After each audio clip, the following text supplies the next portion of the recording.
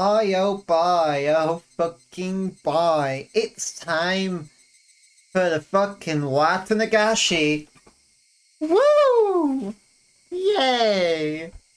I'm so fucking excited I could die. Quick reminder of our situation that we are currently in. We really don't know where we stand with Mion right now. We know about the curse. She didn't want us to know, but we found out.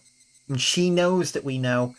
And now, today, sorry, it might be that we have club activities to do. I mean, we have to decide the winner. And whoever wins gets to make everyone do one thing each. And also, someone's going to probably try and break into a place. We don't know who yet. I have an inkling it might be like the nurse lady, I think Takano, I think her name was. And yeah, she's probably going to fucking perish in the attempt, but hopefully that won't be our problem. I think we're going to be in for a really lovely and pleasant time at this Watanagashi festival.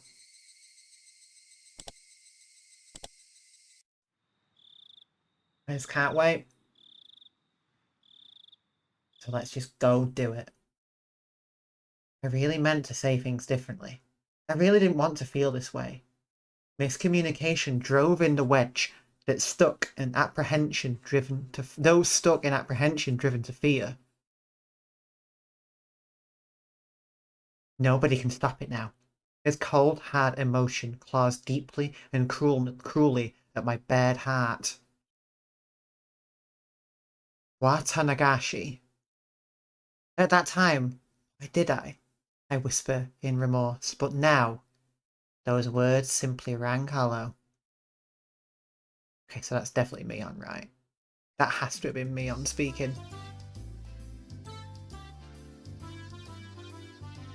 There have been many a miscommunication between Keiichi and Mion over the course of this chapter so far.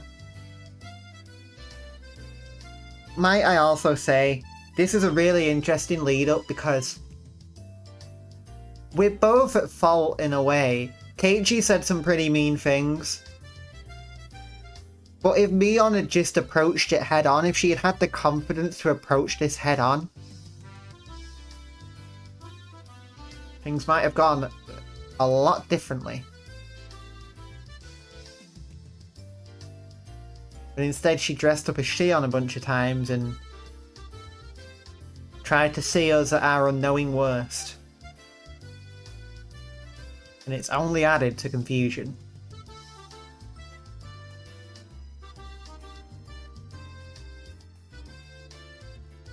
Well. Now it's time to watch as this all starts to culminate. Wah! It's Keiichi-kun! Good morning! Good morning! Rena was ecstatically waving her arms at me, already brimming with energy. Does she know?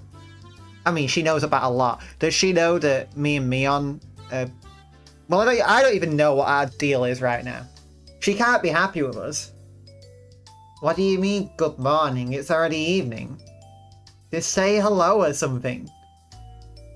But this is the first time I've seen you today, so I think good morning is right. It's right. I got it. Okay, then good morning it is. Good morning, Rena. I grabbed Rena's head and rubbed it with my hand. She squirmed, reveling in the motion like a cat. Hey, Kei-chan. Sorry about yesterday, I left without telling you. No, it's my fault. Sorry for making you wait so long. Are you talking about setting up for the festival yesterday? How was it, Keiichi-kun? Did you do your job properly? So we're just not going to approach it, are we? We're just going to try and act like nothing happened. We're just going to try. It's all going to be fine. It's all going to be fine if we just don't talk about what's making us uncomfortable. A slight muscle pain throughout my body and my sluggish movements were already obvious. I did great. I'm pretty worn out now, though. I grin dryly and the three of us break out into laughter. Where are Satoko and Rika-chan? Are we meeting up with them at the festival? Yep. Rika-chan's actually been there since yesterday because she has such an important job. I think Satoko-chan stayed with her, so they're already at the shrine. Right, I just remembered. Today was Rika-chan's big performance. She'd been practicing especially hard for this day. As her friend, I needed to make sure I went and cheered her on. Alright, let's go right away. Yeah! Here we go. Here we go. As we got closer to the shrine, we started passing by more people and seeing a lot of parked cars. It began to get noisier too. I could hear something like a Bond dance song. Without being able to restrain my impatience, I dashed up the entire flight of stone stairs. Keiichi-kun, you're going too fast. Wait for me. Man, Kei-chan, you're such a little kid. Whoa! The shrine grounds, they were packed with people. It was a festival if I ever saw one. Wow, they went all out this year too. Amazing, amazing. They're coming from Hinamizawa. Huh? The bedridden old man from the Kimiyoshi branch family is here too. I think that old guy went home from Watsunagashi last year and stayed in bed ever since. Yeah, there were a lot of villagers here that I didn't really know. They must have all been pouring in just for today. Oh! It's Satoko-chan! Hey! Oh, if it isn't everyone! Yes, hello to you all! Yo, Satoko. There's a lot of people today. Don't get lost in the crowd, okay? Who do you think you're talking to? Satoko, too, seems somehow energetic. Of course, I'm the same way.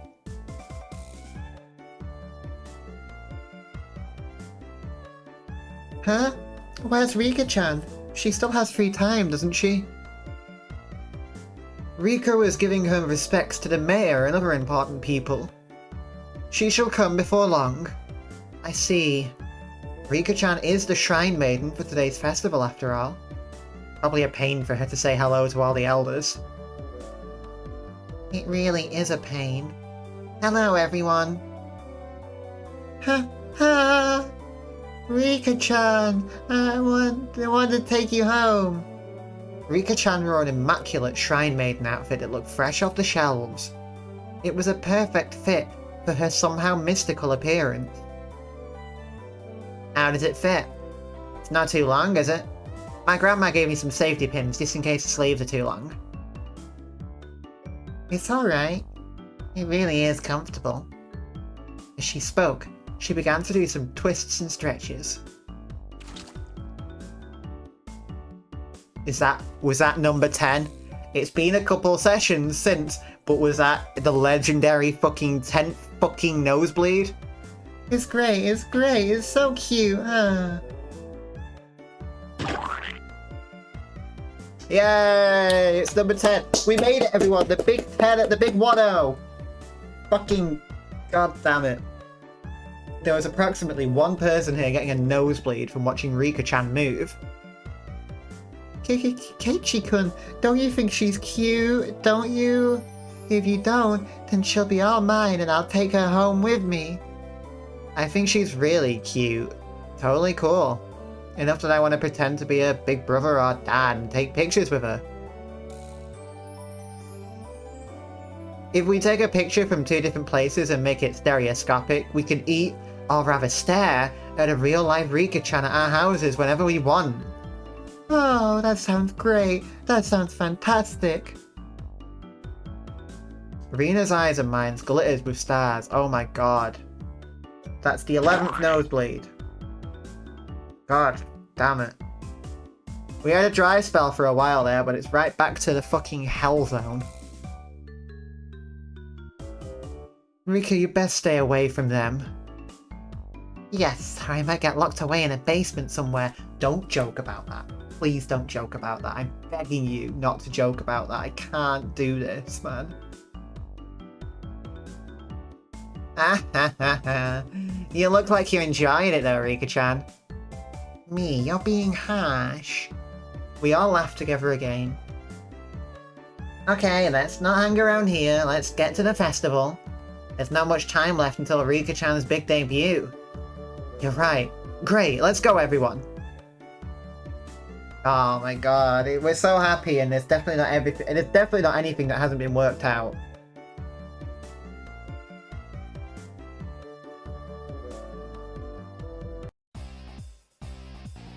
Yo, the daughter of Sodozaki.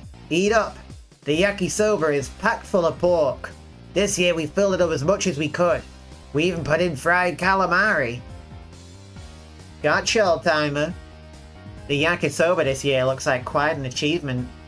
You have squid too. You put a ton of time into this, didn't you? Wow, it's tasty, it's tasty. Yeah, the squid is delicious, but the aroma is just fantastic. It wonderfully compensates for how soft it tends to be. There's a delightful amount of squid and pork in it too. Yep, not bad at all, I say. Freaking food reviewer Keiichi stepping up again.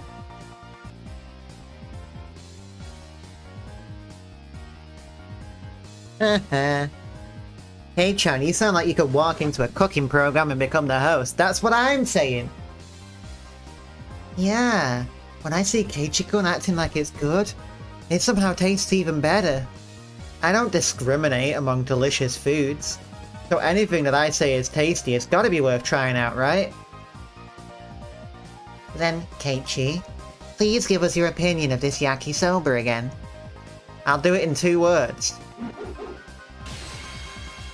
Absolutely scrumptious. If I had a second stomach, I'd buy another one right now. Having heard my 3-star rating, a whole line of people suddenly farmed in front of the yakisoba stand. Wow, that's amazing. Kei-chan said it was so good that a little crowd started to farm. Not bad. It was nothing to brag about, but I still decided to stick out my chest and put on airs. Oh, is that so? Then perhaps I shall try it out.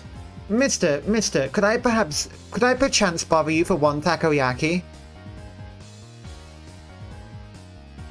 Satoko bought a stick of takoyaki, balls of fried octopus, from the adjacent stand and after blowing on it, put one of them into her mouth. How is it, Satoko-chan? If you give it a good rating, then Rena will buy it too. Chomp chomp. Chew chew. Gulp. Now it's time for Hina Mizawa's very own food critic, Judge Satoko Hoju, to give her impressions.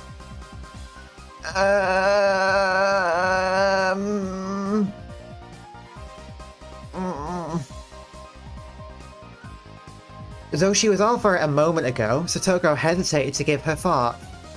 Hey, now what's the matter? Everyone else takes one of their own and puts it into their mouths. Huh? Rena got gypped. Mine's bad too. There's no octopus in it.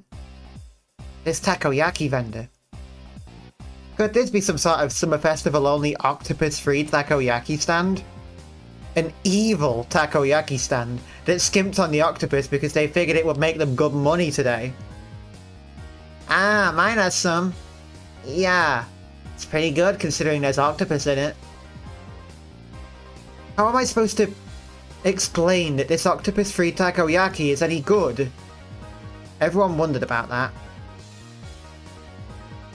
Our quizzical look seemed to be drawing equally dubious stares from the people in line. How about this? It's vegetarian. Takoyaki without any octopus is really healthy. And even people who don't like octopus can eat this delicious takoyaki. After hearing that, several surprised guests left the line. It had the exact opposite effect. Oof. Alright, then I'll give it a try next. I'm gonna go out and get a snack. All this talk about fucking octopus is making me hungry. If this is going to become a competition of who can, like, do the best job at advertising a food stand, we all know that Rika's gonna win, right? Like, she's just gonna waddle around saying, "This food makes my tummy yummy," and then the entire fucking population of the Hinamizawa village is going to come over and purchase food from that stall. But, you know, let's kill some time until then with Mion's approach. Alright, then I'll give it a try next. A self-inspired take on takoyaki, in which you can clearly taste the simple flavours of the flour, green onions and pickled ginger. The unaffected taste is bolstered by the absence of octopus.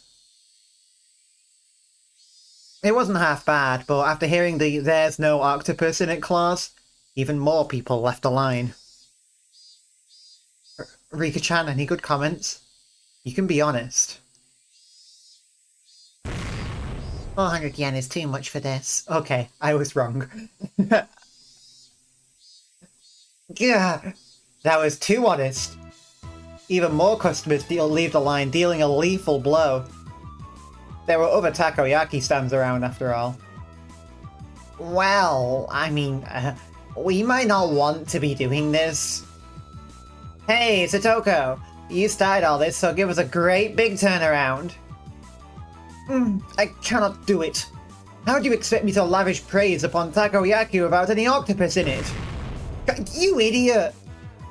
Satoko's angry outburst was the finishing blow. The customers are all gone. Huh? The guy is staring at us. Why is that? Why is that? Oh. There's no saving this crowd. Perhaps I, Keiichi Maibara-sama, will lend a generous hand. Keiichi-kun, you could do it. We want you to save the takoyaki vendor who didn't put any octopus in. Don't smile as you say something so bitter. Alright, fine. Fucking hell, Rika.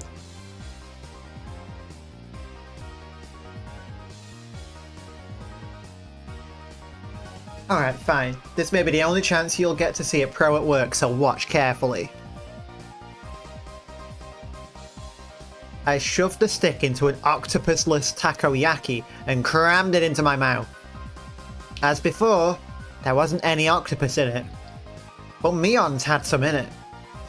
That was the important point. The man who runs this takoyaki stand, he truly loves takoyaki in every meaning of the word. No, it could even be said that he adores it. Everyone gasped in surprise, including the takoyaki vendor glaring at us.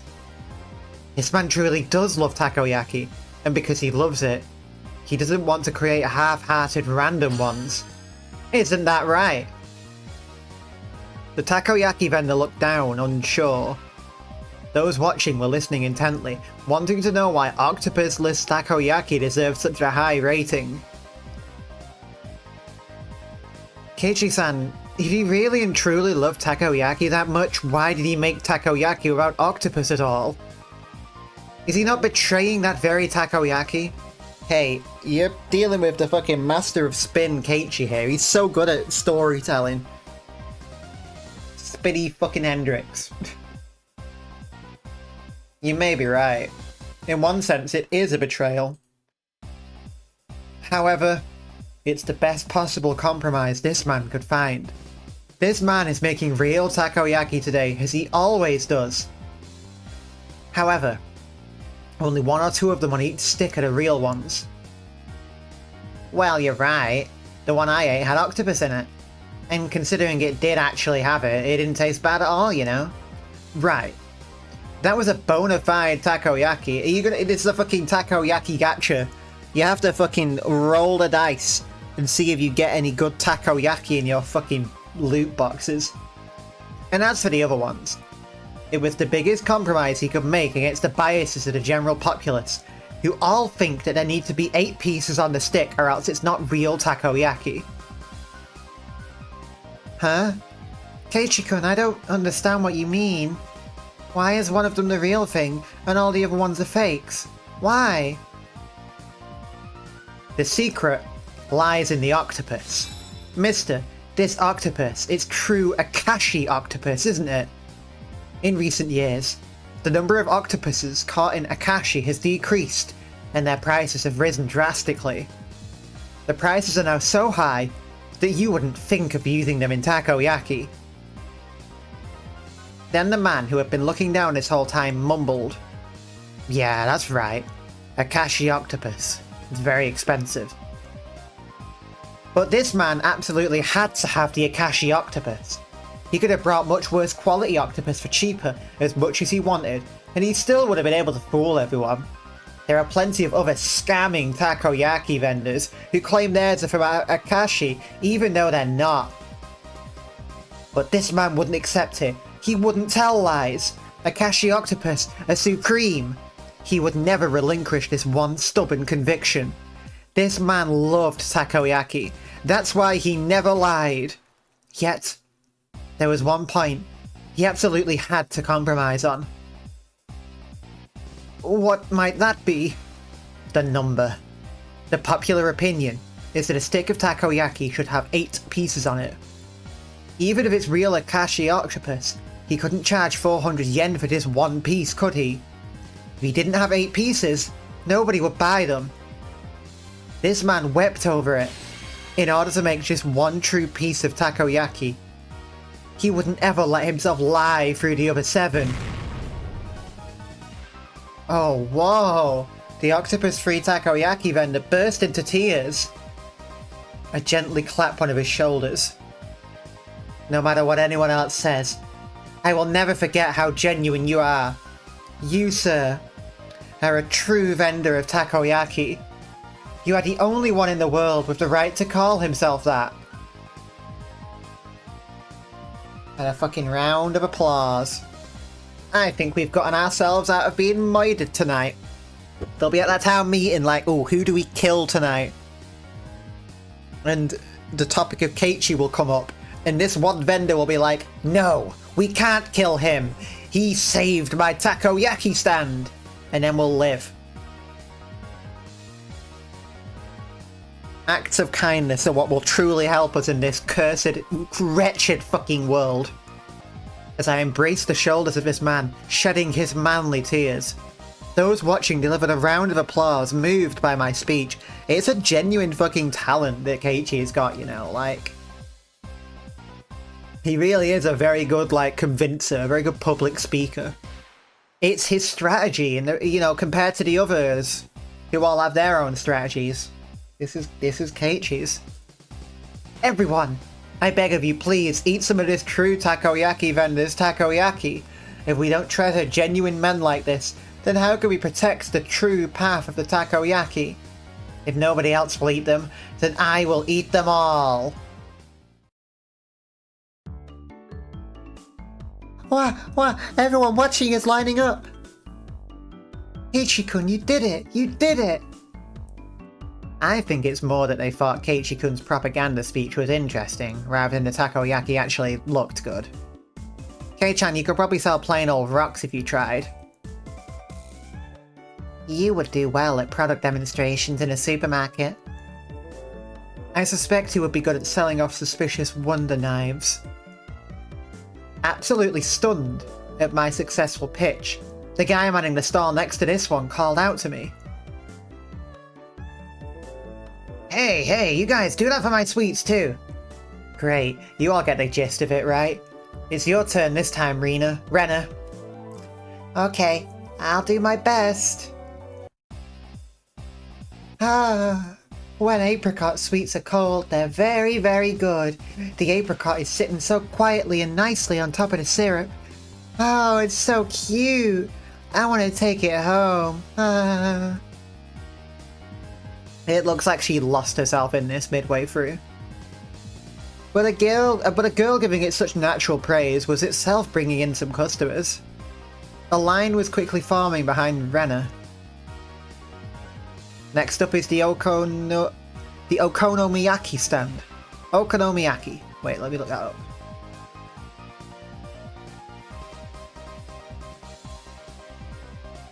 Oh, of course! I've seen this in like Tomodachi Life, I think.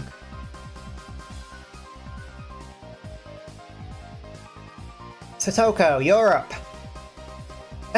Rather, well... The crunch of the fried tempura batter mixed with yakisoba is simply to die for. With a huge piece of bacon laid on top, when you bite into it, it all comes flooding out. Chomp chomp chomp. Yeah, that's freaking great. Now I want to try some too. Then a huge line formed at my words. What on earth is this? So basically, all these onlookers are just following us around to all the stands. We're getting in so many people's good books. This is excellent for us. When people hear about food from others and then try it for themselves, it tastes a lot better than it normally would. So that's it. Even Rika-chan was gorging herself on the food, getting sauce on the bib she'd put out to prevent her shrine maiden outfit from getting dirty. Nice. The older guys are getting into it too. Okay, Kei-chan, which one should I do? Right, Mion, you go to the stand next to that. Show them the depths of your power. Huh? But Kei-chan, the star next to that is... Whoops. A goldfish scooping stand. A bit out of our element. No. As club president, I won't flee, no matter who or what my opponent is. Unless it's Shion. Kind of flee then, won't you? But, you know, it's fine. It's okay. It's alright. Let's get started. I look forward to a splendid performance, Mion-san. The onlookers were also watching Mion with hopeful eyes. Welcome, welcome. Here's your net and bowl. Okay, here we go. The goldfish are energetic today. They really look delicious. Small things like these, you could crunch them down whole. Mutter, mutter.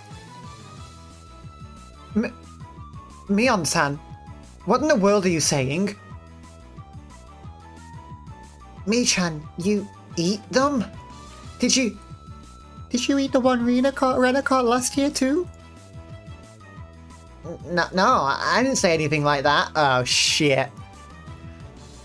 Mion's face went red and she shook it vehemently in denial. Well, I mean, you just said so yourself that they really look delicious. It's fucking Shion. Yes, you did indeed say so. My sister is omnivorous. She eats anything that can go in her mouth. Hey, breaking fucking news, most humans are omnivorous. Omnivorous means a mixture of fucking meat and non-meat.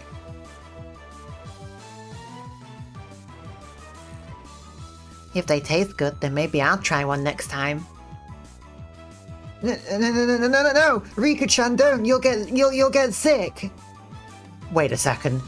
Hey, what the hell? Shion, how long have you been here? Hey, Kei-chan. Mion, everyone. Good evening. Where did you come from, Shion? I've been here since the bit with the yakisoba. You were all so loud that I found you right away. Jeez. You've got nothing to do with this, do you? Go somewhere else already. Jeez, Mion, don't treat me so cruelly. Right, Kei-chan? You're okay with me being here, right? She asked, grabbing my arm and pushing her chest into it. Bounce. For fuck's sake, man. That's number 12. I'm gonna fucking throttle you, Keiichi. I'm gonna throttle you. I'm going to throw you around. I'm gonna fucking swing you around like a sock filled with rocks. Keiichi-kun, you're a pervert. Your nose is bleeding. When you squish a jelly donut, the jelly comes out, right? It's the same. This isn't something I have any control over. Huh, is that right? Then will more come out if I squeeze harder? Oh, fucking hell's bells.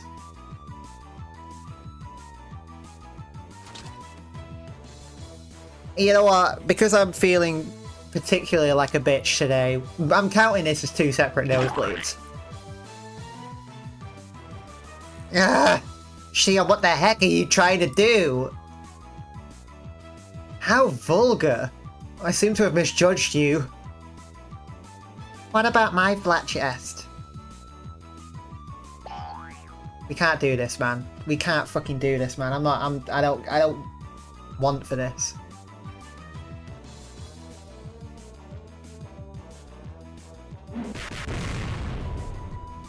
Oh my god, I don't know who beat the shit out of us, but thank you. Shion, Rika-chan and I, our faces now bruised, fell to the ground, limp sprawled. Oh no, you bruised the person doing the fucking, shrine tradition. Now the whole place is cursed. Nice job, Rena. Everyone's so dirty. Rena punched me. It really hurts. Rika, you get what you deserve. Sheesh. Now that Shion was here, the energy around us had increased by 120%.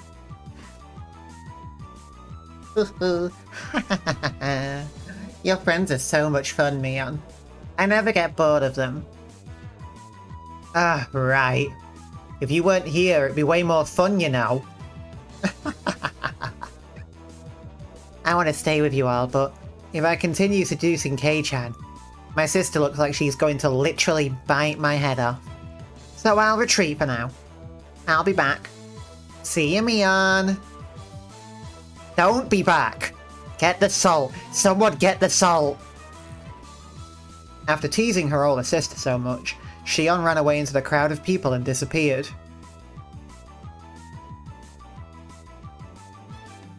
I feel that I have borne witness to a rare side of Mion-san. When Mi-chan is with Shi-chan, she looks kinda cute.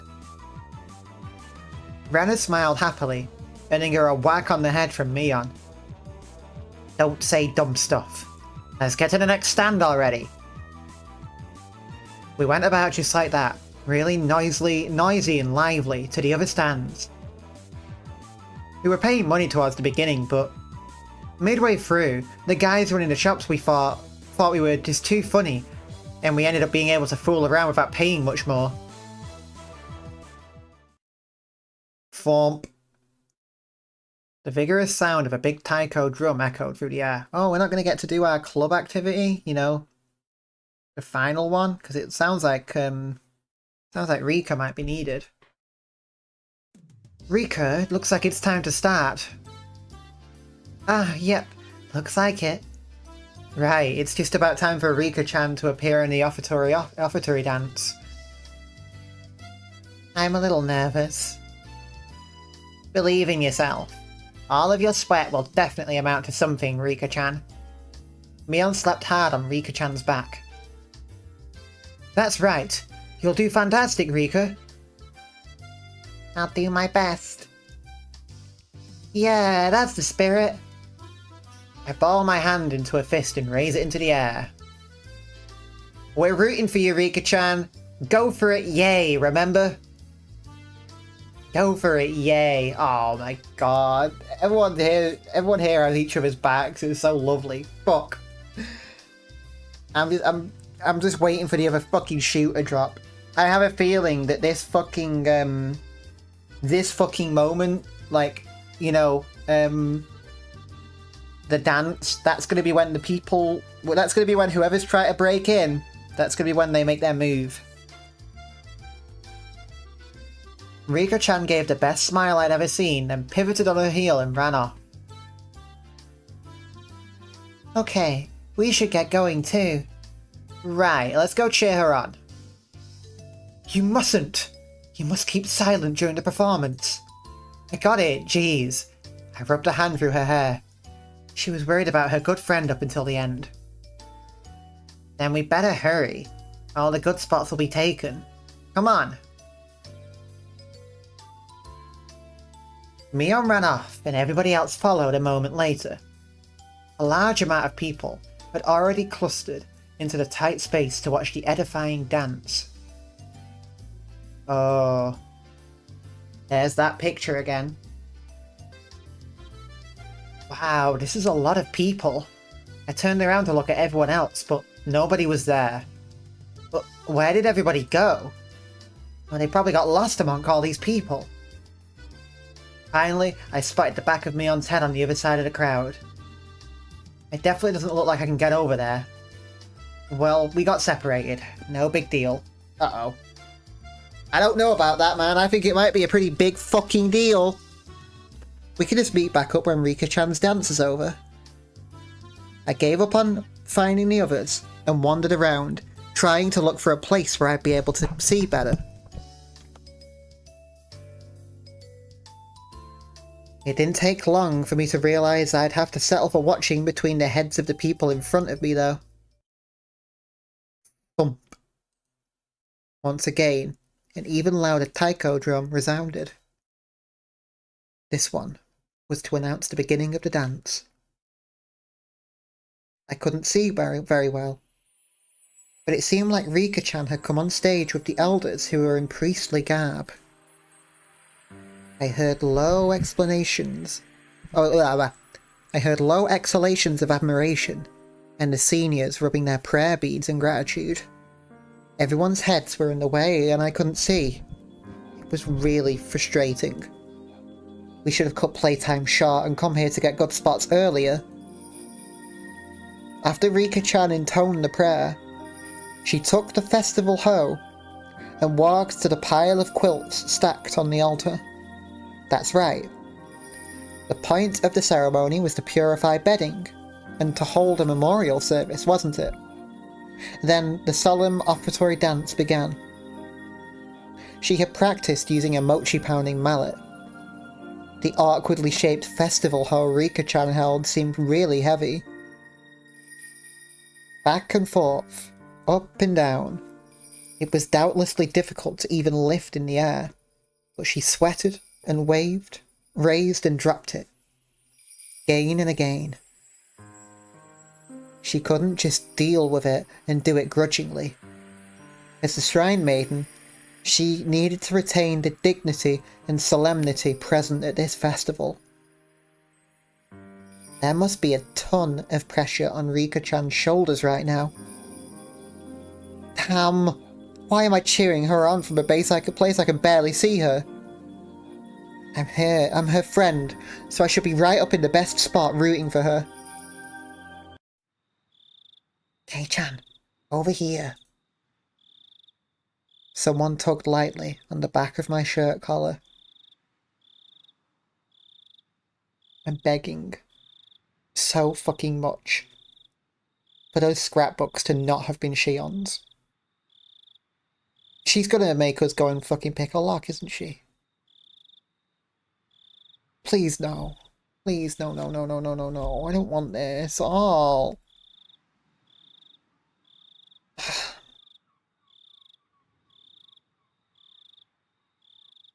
I'm tired. It was Shion. She beckoned me outside the crowded ring of people. She had a mischievous grin on her face, and I took it as her saying she knew a good place nobody else knew of. Shion, what's up? Shh. Just be quiet and come with me. After she told me so, after she told me so, she ran in a big detour around the throng. And it's great to have someone who knows the lay of the land here at times like this. Impressed though I was, I nearly lost sight of her right away. No more getting separated from me. I ran after her so that I wouldn't be left behind.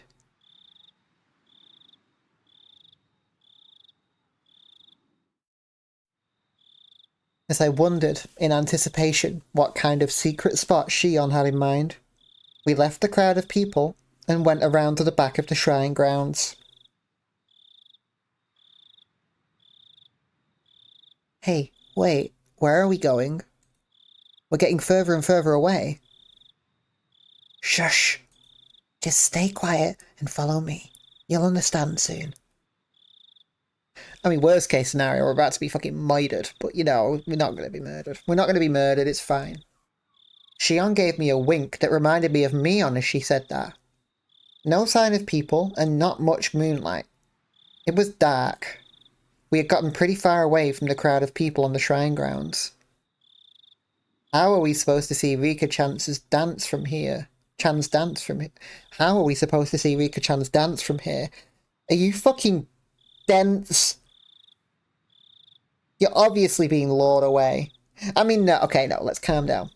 I know about the plot to break into the place. Keiichi does not.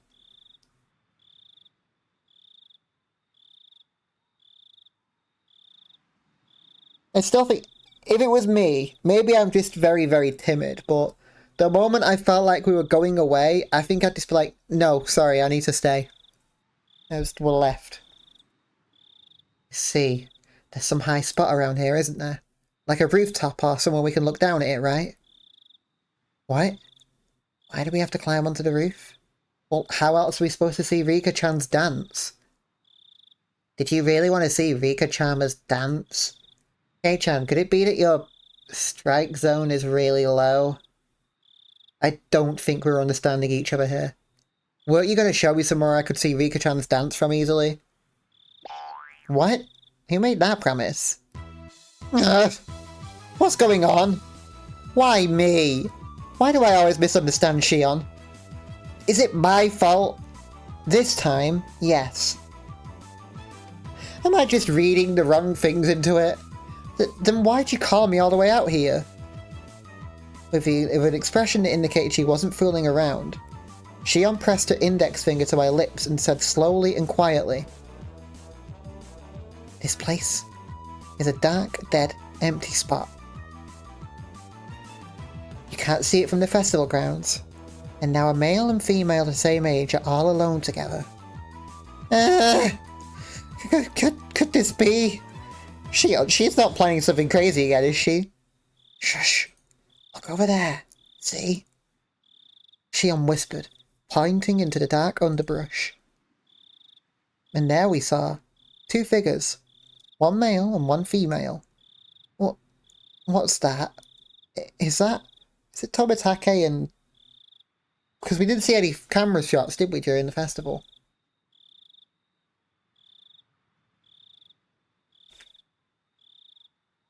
We're right at the scene of a rendezvous, of course. See, look closely. Can you tell who they are? I peered intently into the dark at Shion's suggestion. Oh, it's Tomitake-san and Takado-san.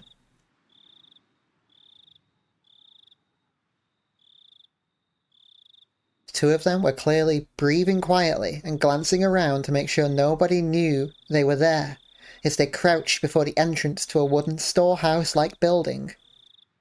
I don't want any fucking part of this. I really don't, man. If I just stay under the radar, I might not get fucking killed.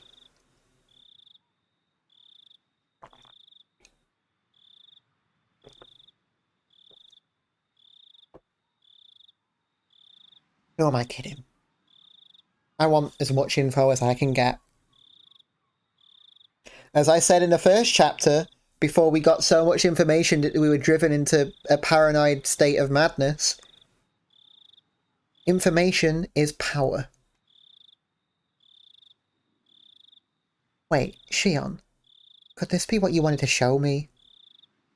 Kei-chan, you can see Rika-chan's dance any year, but you won't ever get another chance like this, okay? Hey, that's not the point, okay? That's not the point at all. I was rooting for Rika. We're rooting for Rika. I had thought the Sonozaki sisters each had their own personalities, but at times like this they seemed all too similar. Ow! I'm going back. Don't call me for something like this again. If you move now, they'll see us. At our noisy argument, Takano-san suddenly turned around. You know what? Keiichi? I'm going to give you credit. You at least tried to leave. I won't forget that. Oh my, who might that be? We held our breaths and tried to wait it out, but it seemed like Takano-san was now acutely aware of our presence. Shion and I exchanged glances, then gave up and climbed out from behind a bush. Well, hello there. The moon sure is beautiful tonight, isn't it? There is no moon. There is no moon at all. My. If it isn't Shion-chan and my Barakun. Good evening. Yes, the moon certainly is pretty. Seriously, am I the only one who notices there's no moon? What are you both on about? What's this? Keiichi-kun, you sure are smart, you know that? Having a secret date at a place like this? Then I guess we accidentally interrupted something important. You're the ones who were meeting up secretly. Tomitake-san and Takano-san laughed at themselves and it got on my nerves for some reason. Wait, so you two weren't having a little rendezvous then? Of course we weren't. Though I don't dislike that kind of romance. Unfortunately, this wasn't the location of a rendezvous either of you would want to see. Sorry for not living up to your expectations. If this wasn't a rendezvous, then what were you doing? I guess Shion was like, hey, something's going on, and I kind of want to investigate, but I don't want to do it alone. So I'll take the idiot guy who I've got wrapped around my finger with me instead. Tomitake-san, were you messing around with the padlock on the door just now? Huh? After she said that, I looked at the two of them again, and I definitely saw it. They were hunched in front of a warehouse door, fiddling with a pretty heavy-looking padlock. Oh, that's great. Now we know too much and we can't leave. Fuck's sake, man. Guess we've been found out, huh? We were trying to break into the warehouse, but don't tell anyone, alright? Don't tell anyone? Are you thieves or something? I demanded unthinkingly, just because of how absently Tomitake-san was grinning. Nah, never. Thieves are people who steal things, right? It's not like we were trying to take anything out of here. I see.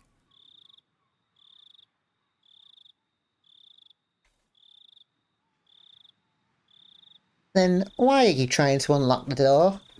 This is the forbidden storehouse for ritual tools. They say only the Furude family and a mere handful of others are allowed in. Forbidden storehouse. I took a few steps back at that and looked on the entire warehouse.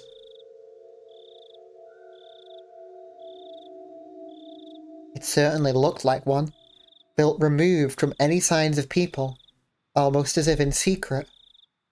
It was filthy, revealing how little it was ever opened. And it was built to be durable, giving it a strange, overpowering impression. Now that I looked at it more closely, it was certainly different than normal warehouses. Okay, I'm getting into the swing of things now because, quite frankly, as much as I do care about her, I'm beginning to suspect that missing Rika-chan's dance is about to be the fucking last of our worries. This place. They're called ritual implements. Basically, this is a warehouse where they store such tools used in rituals. Well, more accurately, maybe it's a temple where the implements are enshrined. The ritual hall Rika-chan is using for the offertory dance was inside here until today. Of course, if anyone but the Furude family enters, they bring impurity into it, so absolutely no one is allowed a single step inside it. It's a sanctuary. Should we absolutely not be coming to a place like this, then? I know what they're going to say. They're going to be like, well, that's just an excuse for us to not be able to see the secrets. And I'm not even superstitious, but I don't want to fuck with this. Like, even from, like, the standpoint of, hey, I don't want to fuck with this apparent fabled, you know, hallowed place.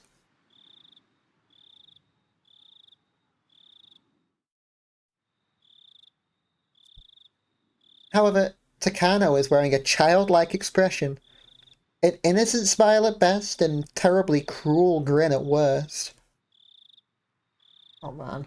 I told you I was researching Hinamizawa's folk tales and legends out of an interest in them, didn't I? A lot of the answers to questions I'm curious about are hidden away inside here. I've waited all this time until today for this chance. A chance. Everybody's eyes were fixed on the dance at the shrine grounds today. This was the ultimate blind spot. Heh, I see. I didn't know you had lockpicking skills, Tomitake-san. Stop it. I don't want to be doing this, okay? Sorry for taking you along with me, but this was all thanks to you, Jiro-san. I really am grateful. Tomitake doesn't even want to be part of this. Sheesh. This is the only time, understand, Takano-san? I don't want to be sneaking into places like this. Hehe. You really are a good person, Jiro-san. Clink. Tomitake-san undid the padlock and placed it to the side. It's open. Thank you. At long last. Oh, we're just opening it right now? No fucking... Okay. Takano-san gulped, with an unusually excited air about her. She gave the heavy door a shove. It's gonna be so loud when that door opens and everyone's gonna fucking hear it. The sharp smell of mould and dust flowed out from the gap in the doors. I had claimed curses didn't exist, but in this situation I could believe in them. If we went into such a holy place with our shoes on, it felt like we could be punished somehow. How about it? Your accomplices too. You came all the way here, so why not come in and take the tour? It'll be a little field trip to a museum of precious cultural artifacts that conceal the secret history of Hinamizawa. Why did we do this, man? Why the fuck did we do this?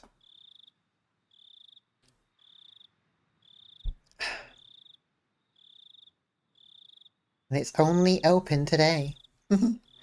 We're not accomplices or anything. Aren't you interested, though? Come on, let's take a peek, Shion said, predictably linking her arm with mine. But we definitely shouldn't be doing this. This is a holy warehouse, isn't it? You said ritual implements, right? I really feel like we shouldn't go in. I'm a part of the Sonosaki family, so I have a good guess as to what we'll find in there. But I want you to see it too, Kei-chan. You want to show something to me? I thought it was just a ploy, but Shion's eyes looked entirely serious. Of course, she was the sort who could lie with a straight face. Of course, I was an average boy too. My curiosity was at least twice that of a normal person. I guess. That makes sense.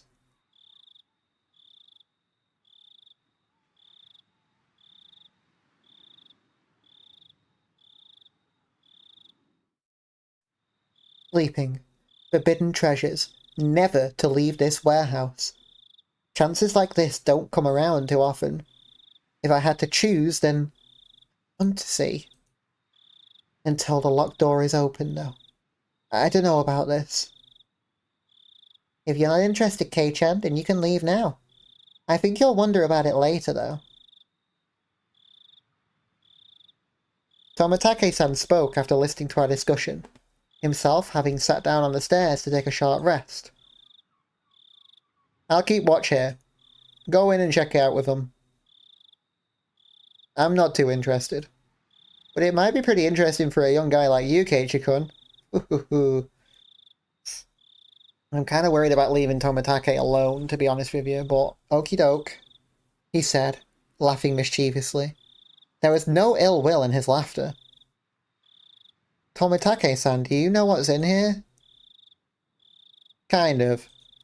Takano-san told me all about it. Must be a pain to have to go along with your companion's unique hobbies, huh? Tomitake-san didn't answer that, only responding with a pained smile.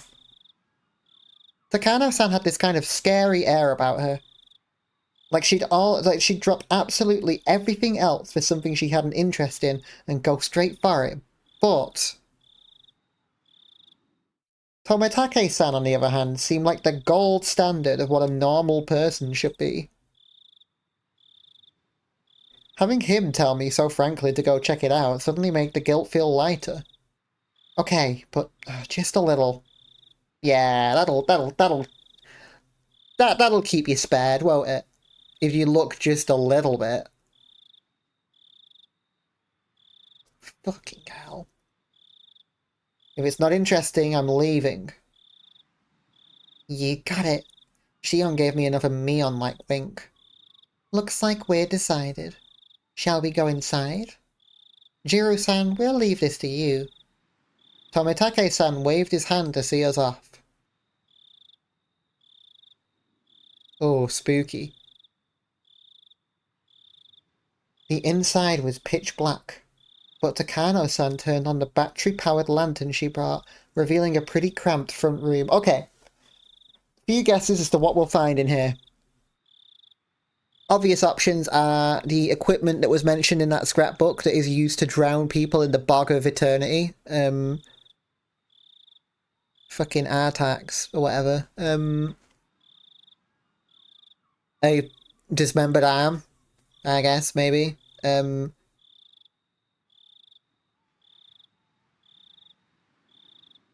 know something quite revealing about the Sonozaki family, it would seem.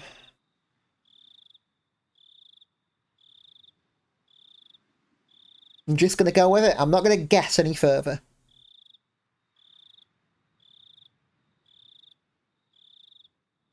It's so dark in here. Everyone, take care not to trip over anything. I appreciate the concern. Okay, doorman, keep a good watch. We're shutting the door now. Takano-san smiled spitefully, as if leaving Tomitake-san out of something fun, and began to close the door. Man. Alright, everyone, have fun. And that was the last time we saw him alive. There was a low, heavy, and loud noise, and we were completely cut off from the outside world, and covered in silent darkness. Takano-san's lantern was the only light we had.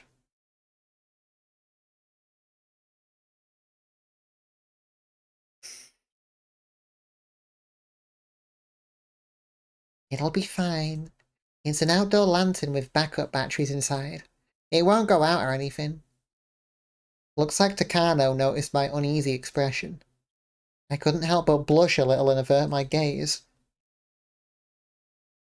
Deeper inside, there was a heavy and old but sturdy door with solemn decorations on it.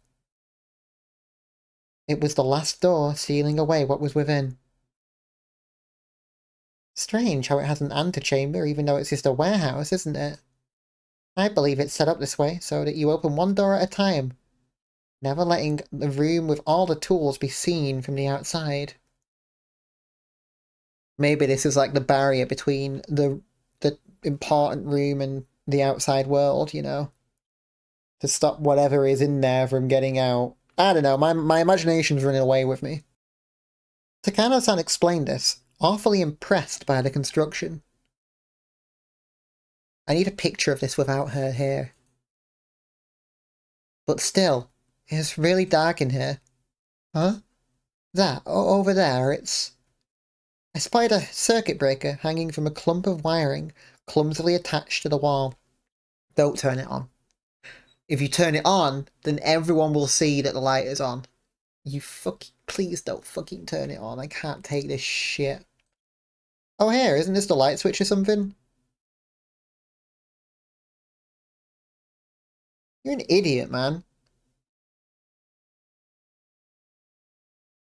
I flipped the biggest light switch I can find, and with a click, the pitch-black room was illuminated by an old bare light bulb.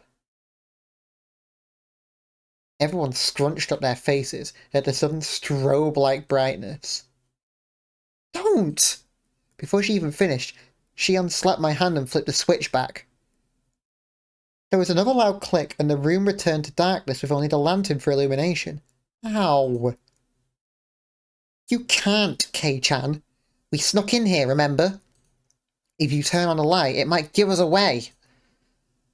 I'm scolded by Shion fairly harshly. It looked like she was worried about whether someone had seen them from the momentary light. It's all right. It was only for a moment. Takano-san remained a relaxed adult. It seemed like she was confident she could talk her way out of it if someone did see us. Really? You're really confident in that? Let's go in. Here we go. There. The even heavier door opened, and this time, it wasn't just the dust that came out of the air. There was also a nasty smell. One smell was like opening a dust-filled cupboard in the back of a kitchen that hadn't been opened in years. And the other smell, the nasty one, was hard to explain, but it was like the raw odour of a fish market. Oh, fuck. No, no way. No fucking way. That's such a bad fucking sign, man. From how the sound echoed, this room felt far larger than the first. Takano-san held up her lantern and revealed the contents of the expansive room. Whoa! At the back wall of the storehouse, right in front of us, was a Buddha-like holy object standing there looking down at us. I was taken aback by its unseen force lit up by the slender beam of the lantern. That's the guardian god of Hinamizawa. Oh, Yashiro-sama. Oh, we've pissed this god off more than ever before in our fucking lives. We are so cursed. Like, this is the end for us.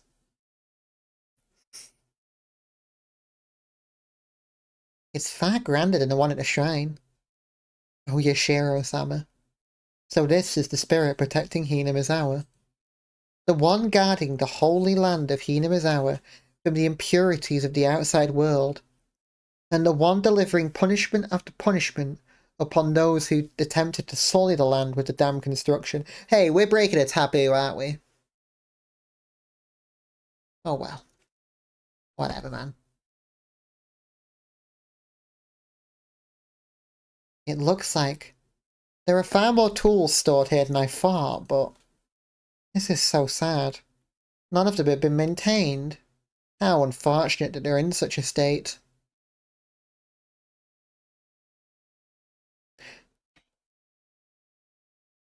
Even in the dim light, I could see a lot of strange objects lining the walls, ceiling, and shelves.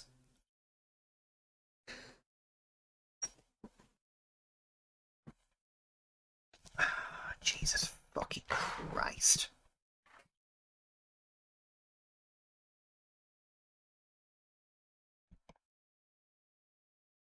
Takano-san, speaking as if in a trance, was infatuated by the various implements filling the dark room. They weren't very festival-like or traditional, but instead, this was more like the workshop of a blacksmith or a carpenter. There were a lot of large wooden and metal tools packed in here. Putting it bluntly, it was all pretty boring stuff. I'd imagine there would be more artistic things in here from the Heian period, but these are a far cry from being cultural artifacts. The Heian period was a fucking long time ago, guy. Like, I don't know if you expected that. My expression betrayed my dashed hopes, and they caught on right away. Oh, is this not interesting for you? I'm not into literature or art, so I can look at this stuff, but I don't really understand its value. Keiichi-kun, you really do look like you don't get it. Why would this room, locked away behind lock and key, separated further from the outside world by an antechamber, be just some old dilapidated tool house? I think that's the point that's about to be made here. Oh, this sucks. This sucks. I hate this, man. I fucking hate this. I remember when I was scared of social situations in this game. Like, oh no, Mion is not going to forgive us. Rina is going to be upset. That feels like a million miles away now. Takano-san reached into a paper bag that she'd been holding the whole time, took out a worn scrapbook, and began to flip through it. I knew it was your scrapbook. And just for you, Keiichi-kun, I'll tell you an old story. It's a common tale in this region. If you go to the library, it would even be on their recommended reading list. Telling stories in such a dark, creepy place. She must have a horror story in mind. Yeah, I don't think it's going to be the very hungry caterpillar. Shion's face belied nothing but calm. If she had the same personality as Mion, she'd have found fault with me being scared. I'll endure it for now and pretend to be calm. Okay? Alright, I'll read it. After confirming that I was going to be quiet and listen, she began to speak softly, like a kindergarten teacher reading a picture book. Long, long ago, in a certain village in the mountains, there was a swamp. This swamp was very, very deep. Some even called it bottomless. People said it was connected to hell, the land of demons. The rumours said that it was deeper than the ocean, and that anyone it swallowed would sink into the underworld, a bottomless swamp. Its name was Onigafuchi. Wait, I thought back to the story I heard yesterday about the sacrifices sinking into the bottomless swamp. Could that be the swamp she's talking about? So then the village was Hinamizawa, right? You catch on quickly. That's right. Though it was called Onigafuchi Village at the time. Onigafuchi Village. That's a pretty inauspicious name. It evokes quite the image, doesn't it? I hear that the name was changed in the Meiji period. The name of the swamp connected to hell was called Onigafuchi, which meant the demon's abyss.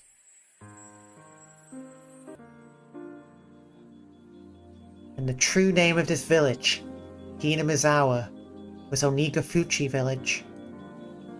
The villagers belonged to that abyss, or to hell, in other words. They lived their lives worshipping the swamp said to connect to it. But then, one day, demons began to appear, one after the other from deep in the swamp. That's a fucking metal picture, holy fuck. The villagers feared that hell was overflowing. The demons mercilessly attacked the villagers. They could only watch in fear. They could do no more than hide themselves and tremble. So did someone exterminate them? Unfortunately, there is no Momotaro or Superman in this fairy tale. Then did they get a whole village together to fight them? Heavens no. The villagers weren't nearly strong enough to fight on equal terms with the demons. Then the only recourse would be to flee the village.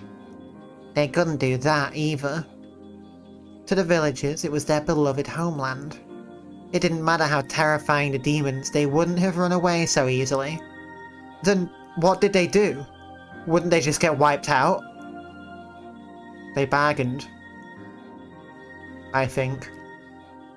Unable to fight, and unable to run, all they could do was wait for the village to be destroyed. Then, when everyone had lost all hope, their god, Oyashiro-sama, descended unto them. I see. So Oyashiro-sama came down from the sky and beat up all the demons then. You're such a boy, Kei-chan. You always jump straight to using force to resolve things. Shion sighed, a little annoyed. Embarrassed, I held my tongue. The thing about Oyashiro-sama, He wasn't a violent god who would beat them up like you're saying. He was a kind god, filled with love and benevolence.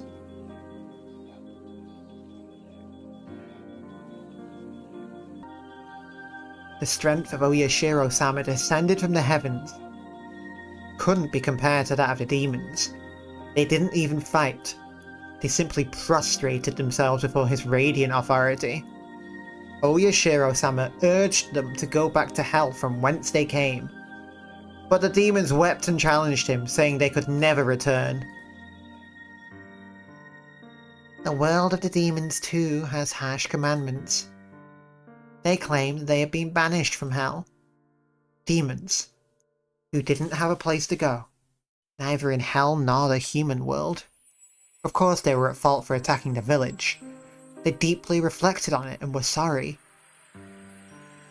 As the villagers conversed amongst themselves, little by little they came to pity the demons, and, after talking with everyone in the village, they decided to live alongside them. A lot of fairy tales have them being exterminated or driven away, but you don't often hear one where they live in peace. You're right. Demons are supposed to symbolize all evils. A story where they decide to live together with humans is certainly strange. Undertale.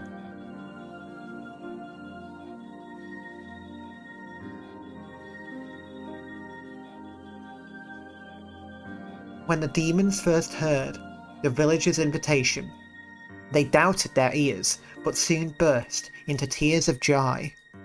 The villagers had given them a place to live. It was said that in payment for this good deed, the demons shared their many kinds of power and secrets with the villagers.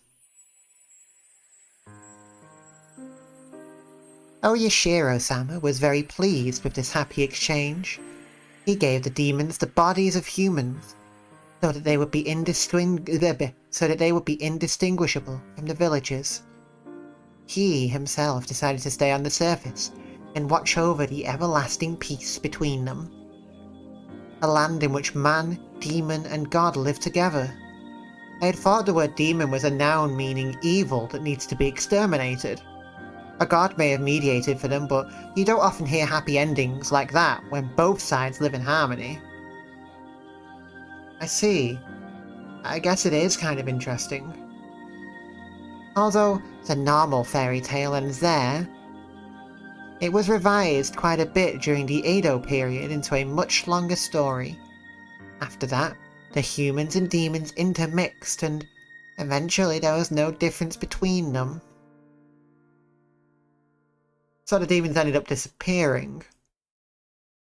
No, not at all. Half of them stayed just as they were. The knowledge the villagers had received from the demons basically made them into something inhuman, what people call transcendent. They were well aware the power they had was heresy, and as those below worshipped them, they lived out their lives in secrecy. Interesting.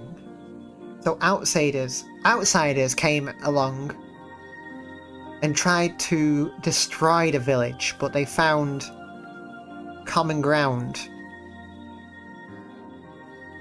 Because the outsiders had no other choice. There's a comparison to be made.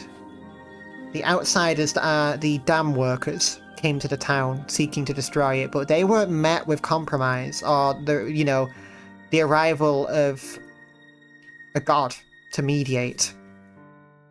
That was just violence. Of course, whether there was any choice but to build a dam there is another question entirely.